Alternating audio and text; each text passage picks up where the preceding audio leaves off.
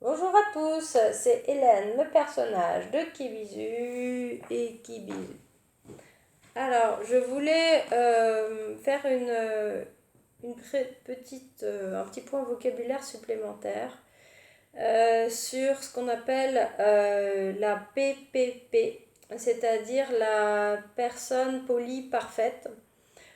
C'est un sentiment éventuellement qu'on peut ressentir quand on se lance, voilà, quand on ouvre son couple, quand on a, quand on se lance dans des relations plurielles, non exclusives, éthiques et compagnie.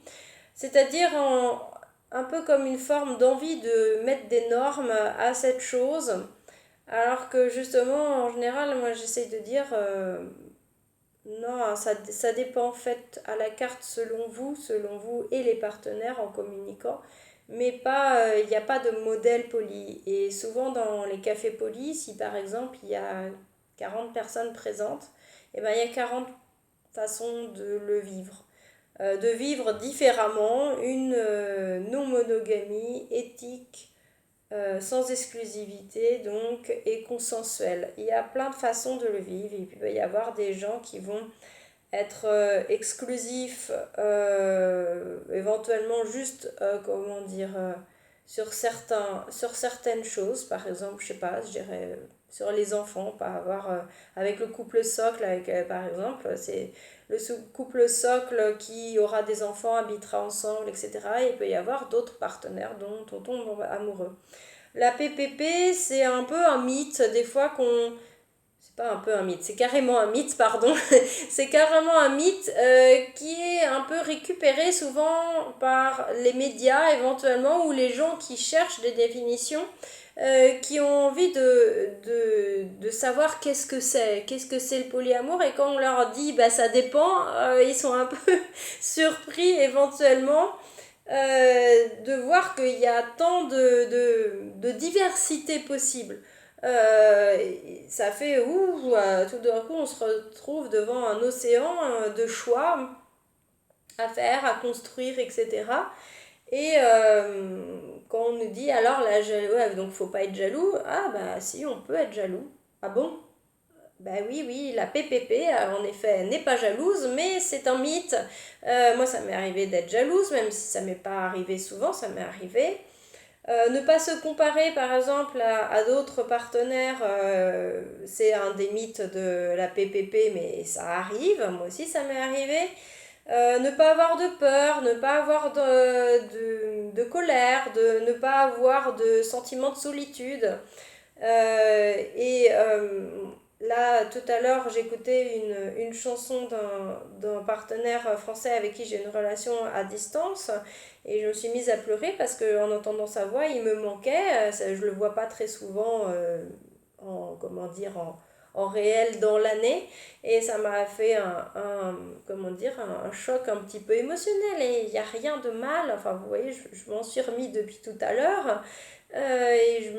Et ça fait partie des fois éventuellement des mythes de cette PPP qui saurait gérer ses émotions. Pas de souci la jalousie, pas de souci les sentiments de solitude. D'ailleurs, sentiment de solitude quand on a plusieurs partenaires, c'est pas possible ça. Mais si, bien sûr que c'est possible. Aussi d'ailleurs, le mythe de si on est vraiment poli, c'est qu'on a plusieurs partenaires, on est amoureux de chaque partenaire. Et je dis stop, stop. Non, pas forcément de chacun.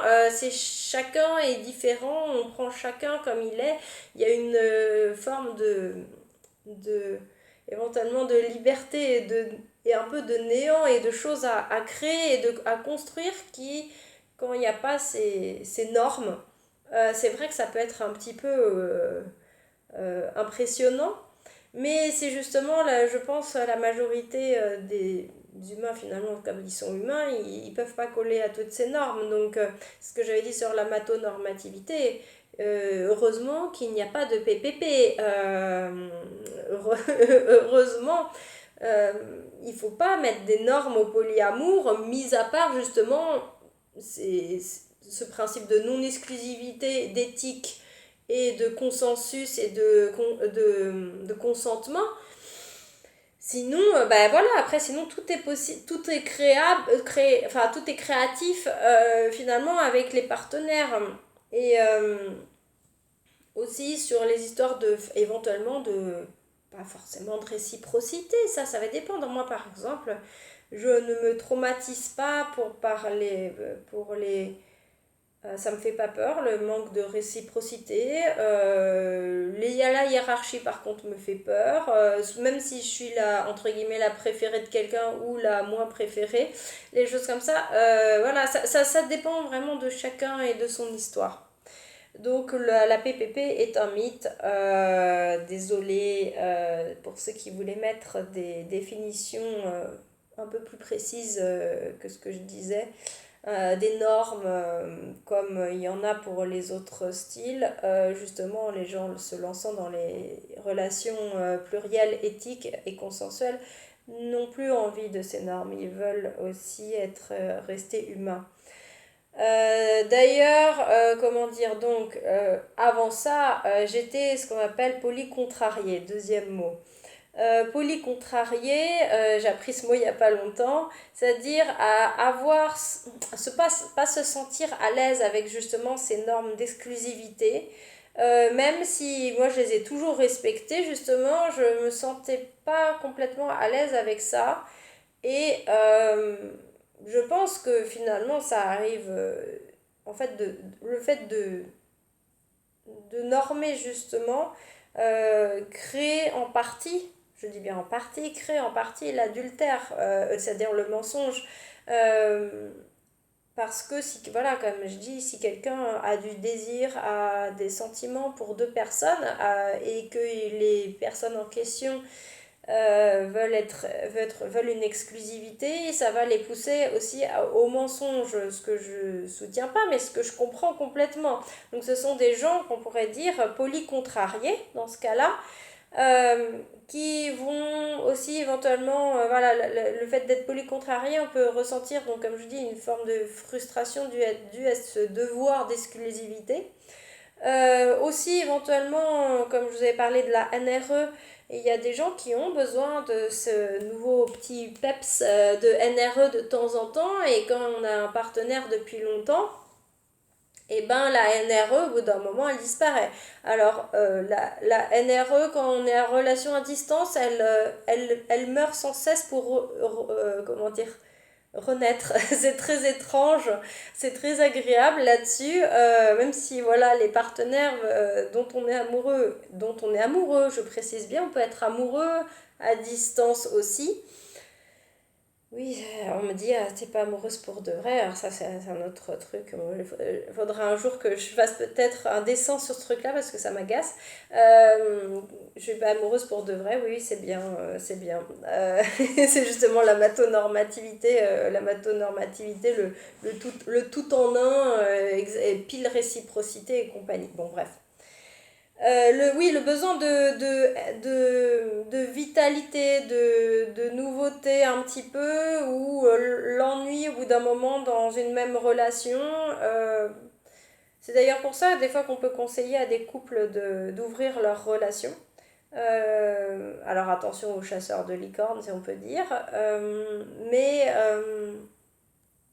ça peut être aussi je trouve, pour des gens qui seraient polycontrariés, ça peut être une façon aussi de prolonger le désir, recréer du désir avec justement ces deux, trois partenaires, par exemple, différents. Parce que à chaque fois, en remettant de la distance, on recrée le désir finalement. Et c'est très, enfin, ça, j'adore justement avec ce partenaire français quand on se retrouve, vu qu'on se retrouve que quelques fois par an, donc c'est très rare. Euh, c'est ultra intense dans le sens enfin, c'est comme au premier jour, enfin, comme au premier jour, et en même temps, ça renaît d'une façon différente. Enfin, c'est très particulier. Franchement, c'est très particulier, c'est très beau, je trouve. Ça peut être très fort en émotion, même en émotion à distance, justement. Euh, je dirais, il faut essayer pour voir si ça vous convient. Moi, en tout cas, ça me convient, même s'il y a ces petits moments solitude, tristesse, souvenirs, manque, etc., qui peuvent arriver. Les émotions, même entre guillemets désagréables ou négatives, peuvent avoir quelque chose de beau quand on les regarde après s'être calmé un petit peu. Et on se dit, finalement, dans la tristesse, il y a une beauté aussi. Dans la solitude, il y a une beauté. Dans le fait de ne pas être PPP, il y a une beauté aussi. Qui moi me fascine et qui me fascine chez les autres polyamoureux. Je vous fais donc un gros bisou à tous, bon courage pour quand vous avez ces petits moments de où vous n'êtes pas PPP. Voilà, et je suis sûre que vous y verrez et vous y voyez vous aussi une forme de beauté, sinon je pense que vous n'y seriez pas, tout comme moi. Allez, à bientôt, au revoir.